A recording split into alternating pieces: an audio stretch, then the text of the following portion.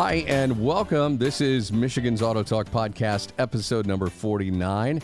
I'm producer Phil Tower, reminding you every episode of Michigan's AutoTalk podcast is about celebrating the automobile and everything automotive. We're about helping you and supporting you as well, the car and truck owners across our great state of Michigan, birthplace of everything automotive.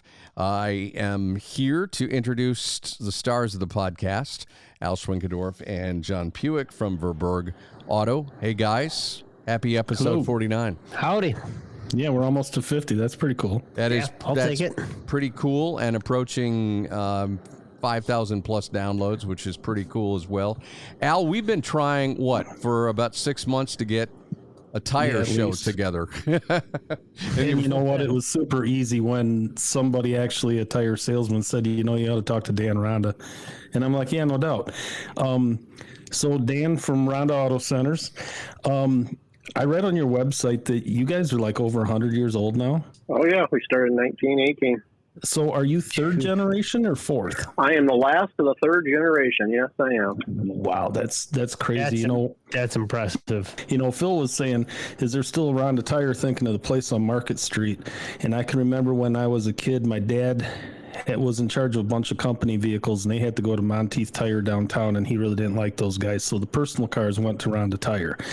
And Ronda Tire on Market Street, when I was a kid, it had a huge wall of tires. The place reeked of brand new rubber, which is one of my favorite shop smells in the entire world. And there were jacks, and there were air guns, and there were tire machines and people running on Saturdays. Man, they put a zillion cars through there. It was like a supersized discount tire, and I used to love to go down there. I thought that was the coolest place in the world. Yeah, we made our own retreads back then. Right? Yep. Yeah, we currently have a location on Breton and 29th Street and one brand new location in Lowell. So, enjoying Good that. deal. And, we wanted to talk to you because we haven't really talked to a tire specialist. And one of the things that I really like is you can go to Ronda's website and you can look at tires and you can price them out. And it's cool. I mean, you go in, you can go by size. I think you can go in by the vehicle you drive and stuff too. And it'll say you're either going to be this size or that size, but it'll give you like 3 or 4 different possible tires. You can price shop and all that, then give them a ring, set up an appointment, and go from there. I think that's really cool. Yeah, we enjoy that. We get a lot of leads that way. And, and not every tire is made for every vehicle. So you need to pick and choose and know which one that goes with each one.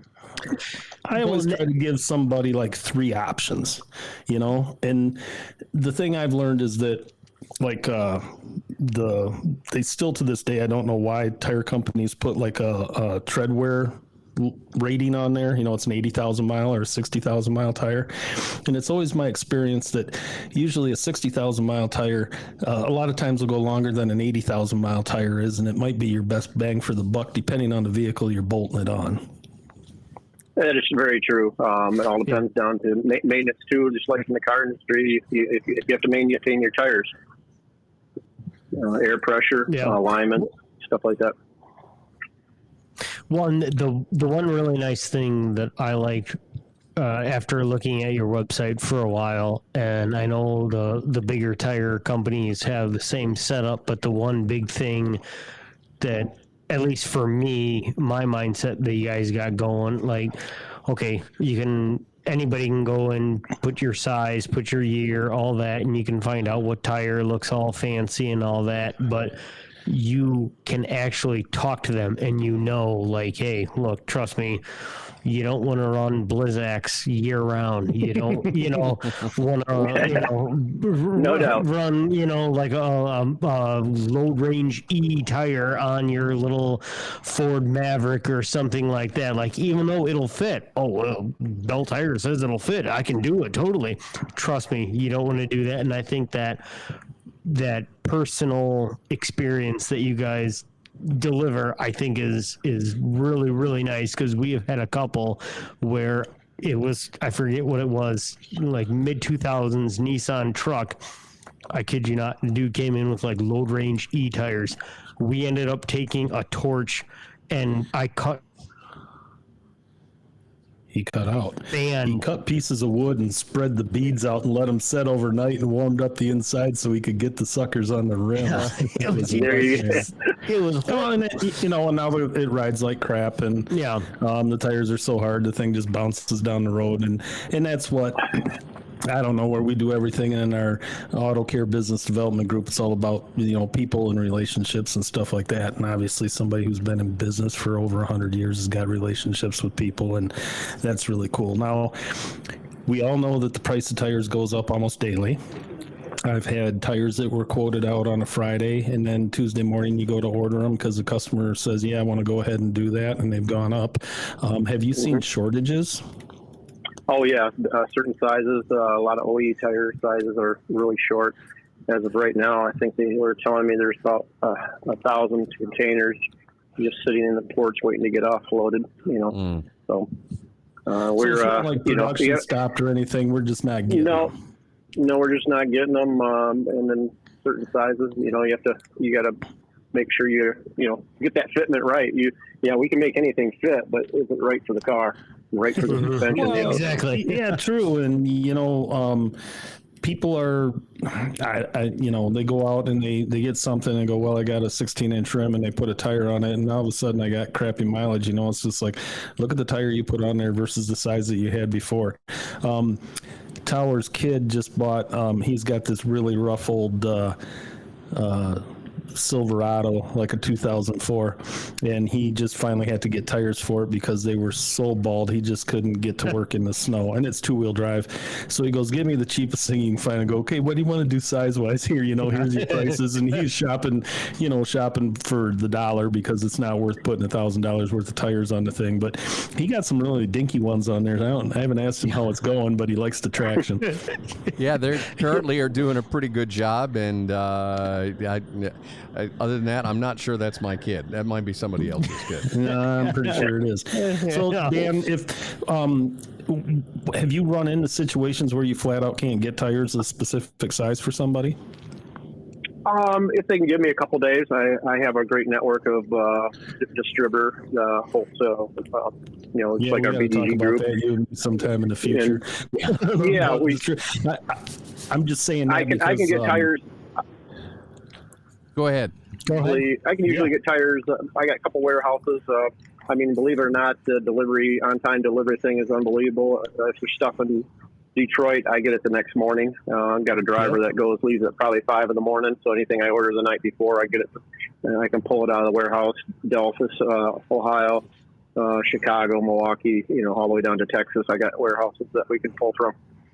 Beautiful. I Nice. was looking up, trying to get some rear tires for Verburg's tractor, and the only person I got who would really talk to me was somebody at Jerry's out in Lake Odessa, and he told me May 11th they're supposed to be released if I order them right away, but don't count on that because he said, this is like the 4th time they've bumped back when they'll actually get them.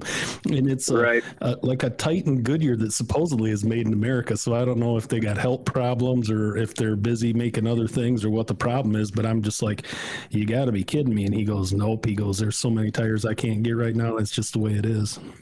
Yep. There's a lot of farmers going to be hurting out in Iowa, I heard. So they're hoping that they last through the season. Yeah. Now, what are your recommendations? You sell somebody some tires. How often do you tell them to rotate them? Well, with the new oil change, if somebody's using synthetic oil change, we tell them to rotate them every oil change, on that basis. But usually 5,000 miles is the recommended. So you're kind of between that mileage, every oil change or every other oil change is the fewest I would wait, So, Dan, I'm curious, what do you see the biggest mistake that most of your customers make, especially, maybe waiting too long on something and they wear out tires or whatever? What are the kind of things you just shake your head and go, I'm tired of seeing this, but you see it over and over again? Going the cheapest possible. Sometimes that cheapest tire will wear out. I mean, it's weird. There are certain cars that wear out tires. You could put a 50 or you could put an 80,000 mile tire on this car, and it's only going to get 40,000 no matter what tire you put on it. So you just got to be careful. You tell them there's front end parts out are loose, but that still wears out the tire.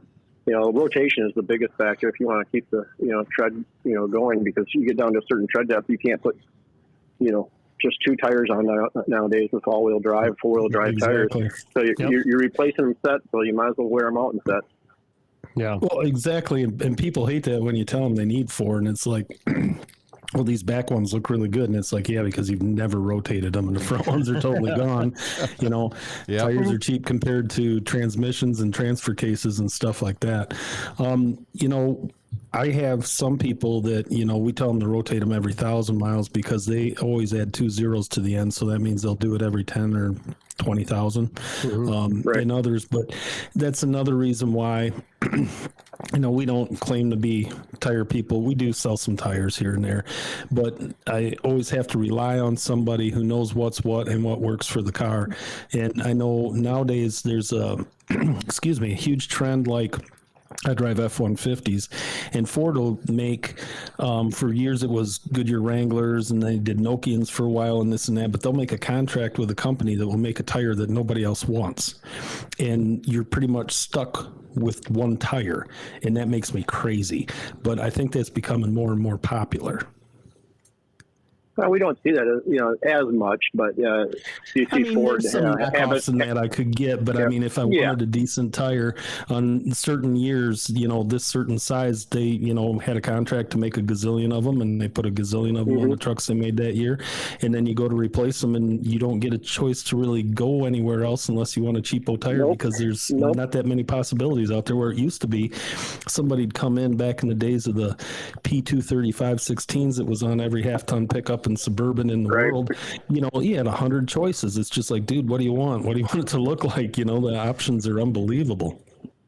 Right, and you get some options that they have different sizes in front and rear, and you're stuck. You can't rotate them, and you just burn them out. So you'll find that, especially on the new Tesla. So, do you still see the biggest thing we see is underinflated tires, and then that guy who's at the gas station when you drive to work every morning the same time putting the air in the right front, that one will come in at 85 psi and the other ones will all be around 28. Even with the TPMS, people don't even care about that tire thing. I still think probably next to rotation, the second biggest thing that kills tires is people don't keep them inflated. Correct. You see it all the time, or they get used to that. Just like the check engine light, they get used to the TPMS light being on. They just ignore it or put a piece of tape over it. So that's no problem, Or they have the tires rotated at some place that they don't have to. They don't relearn the position, and they're putting air in the right rear tire, and the left front's actually the one that's flat. We went out and when our buddy Chris out in Dutton was hurting for help, he was down like 3 people, and he had this old, I don't know, like a 04 Lincoln Town Car or something that needed a fuel pump, and a fuel tank was rusted out, and he didn't have manpower to fix it. Wondered if we'd step up and take care of it for him, and we went out there and picked it up. And I'm coming back, and John keeps dropping farther and farther behind me, and he's down to about 10 miles an hour, and he's cranking the wheel left and right, and he goes, "You got to call Chris up and tell, this guy's got like some strut issues or something like that. There's a huge problem here." He had like 13 psi and all the tires. It's just like, oh, you're up the tires, everything's cool. I mean, people don't realize that. And the other thing I see that always amazes me is when you drive down the highway and you see that tire that's just hopping off the road, where they got just a blown out strut, and you know it when you see the car come in and you look at the pattern on that tire. But they just drive down the road, and you can't tell me they don't sense that that's going on, but they don't care. They just keep on driving. And tires are expensive enough now that suspension repairs to keep them on the road and make them live longer is something you got to think about. Yeah. Especially with gas prices right now, you keep the air pressure up, you get better mileage. So especially on a long trip. I was going to say that's going to be the biggest thing right here. That's driving it. Gas prices. All of a sudden, people are like, "Hey, my shocks aren't doing that good. Hey, my tires are this low," or whatever. So isn't that funny though? You come in and some of these cars. I mean, you're putting tires on it. You're talking $1,500 or more, but 30 cents a gallon in their 12-gallon tank is enough to make them go out and air up their tires. Because when they listen to this, they will go do it, not because of care of their tires. They'll do it to get extra mileage. I guarantee that's just how people are. Yep. How do people get to you to talk to you and go to your website, Dan? Well, you can always go out to RondaAutoCenters.com. That's the best way. We do have availability of scheduling some appointments, in advance. Obviously, this week and the next week, everybody's getting their snow tires off for a spring break run, hopefully to Florida or wherever they decide to go. Mm-hmm. So, but I got a good team answering the phones at the Breton store and the Lowell store. So you can use the phone, 616-247-8473, or which spells tire at the end there. And then got Lowell store, 616-897-6200. We got a great team out there going. Fantastic. We appreciate Very you. nice. We love having you on. And anything else you got to say about the tire industry people should know? Just make sure you know what you're buying. Just like in every industry, there's always the cheapest possible thing. You pay for what you get. Dan, I wanted to ask you that. This is Phil Tower. Yeah. Cars used to be, and I remember way back in the day, it was, when you wanted a really good quality car, and this is way back in the day, you bought a Lincoln or a Cadillac. There are some great cars now. I mean, Kia is making great cars. There are a lot of cars, the quality is better. I'm curious, you sell at Ronda Auto Centers, you sell a lot of different tire brands. Do some people get confused about all the brands? And obviously, since you deal in tires and your family's been in tires for 100 years, is it hard with all those brands to differentiate what the longer lasting, more reliable brands are? Not really. I mean, obviously, we try to test everything we sell. I mean, I have enough employees that, volunteer to, run some tires. I got relatives. You always have the relative that wants to try a set. But, Sure. we got the great Firestone. Firestone's been around years. We all know back in the day they had problems, but Bridgestone bought them. Their technology's come back. Yokohama, people think that's a foreign tire, but they have two big plants down the south. That's why they're not short of tires right now. Yeah. Yeah. They make a lot of high performance tires.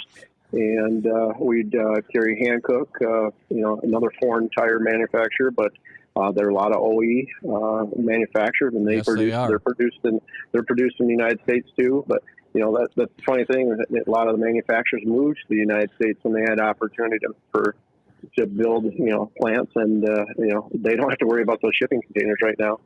So we had some Cooper tire, we handle Mastercraft. I was going to say, do you like Cooper tires, or what's your opinion on those? We've had a lot of issues with, we call it a lot of dusting on the rims. The combination of the rubber they've been using and the rim, aluminum rims, they've been oxidizing. So we've had some issues. You have to make sure you clean the bead and the tire well before you mount the tire, and use a special paste for that. So, Cooper's a good tire. They've been in, they're in the United States too, and they just got bought out by Goodyear. So I don't know what's up with that's going to hold down the line. So I was going to say that when they got bought out by Goodyear, I was kind of like, oh, because I know I've run Cooper tires on my vehicles for many years, and I don't have any issues. I've got a truck, 1,500 trucks and Suburbans and Tahoes, and I've had okay issues. I haven't had any issues with them, but when I heard they got bought out, I was like kind of scratching my head a little bit, like, oh, what am I going to do now? One of two things happens. They just keep building them and give them a different name, or they bring them down to their standards. But and I will say, I've always had good luck with Firestones, and I back in the day, there was a point in time where there were some Uniroyals I really liked, but the 321. The funniest thing to me is, Firestone got that whole thing with the Ford Explorer. And at the same time, all the Oldsmobile Bravadas that were out there, which we had a ton of in West Michigan, had the exact same tire on it.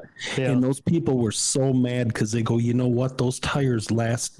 That particular tire that they had the problems with on the Explorer they said they wore like iron. They lasted forever. They were quiet. They were not. People loved them. And I don't know if it's just a matter of keeping air in them or not, but it was so funny that Firestone took that big hit on the thing, and everybody that drove a GM that had them on them was all pissed off because they go, Ford ruined it for me. I love those tires. I had 2 sets of them, and they were great. Yep. Yeah, that was a big issue, but it came down to air pressure and the manufacturer taking out an extra ply of reinforcement for the OE tire. Thanks, Dan. But we didn't have any problems up here. I'll do it again soon. Yep. No problem. Thanks for having me. Appreciate your expertise, and RondaAutoCenters.com. Check them out online. Thank you so much. That is, that 100-year legacy, guys. It's pretty impressive. Crazy, isn't it? That's no joke. Pretty impressive. All right, we're going to put the wraps on this episode. That's episode 49, a milestone episode, number 50.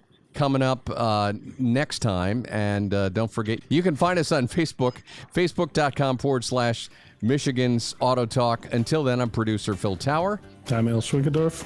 I'm John Puhek. Thanks for listening. Have a good one.